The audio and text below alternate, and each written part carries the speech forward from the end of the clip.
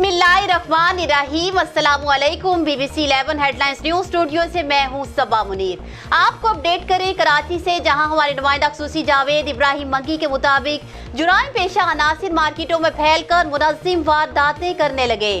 गुलिस्तान जौहर में डकैती की अनोखी वारदात। अलग अलग मकामात से आने वाले दो मुलजिमान ने इकट्ठे होकर फैमिली को लूट लिया। शॉपिंग के लिए आने वाली फैमिली को कार पार्किंग में लगाते देखा जा सकता है। कार में खातून और बच्चे भी मौजूद थे। इसी दौरान एक मोटरसाइकिल सवार फैमिली को देखता हुआ गुजरा। दूसरी जानिब गली से एक मुस्लिम पैदल चलता आ रहा था। मोटरसाइकिल सवार मुस्लिम ने पैदल मुस्लिम को फैमिली की जानिब इशारा किया। पैदल आने वाले मुस्लिम ने असलहा निकाला और लूट मार शुरू कर दी।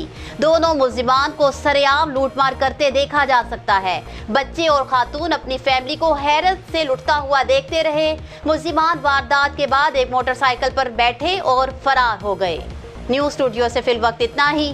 मज़ीद तफसीलात और अपडेट्स के लिए देखते रहिए BBC 11 हेडलाइंस न्यूज़।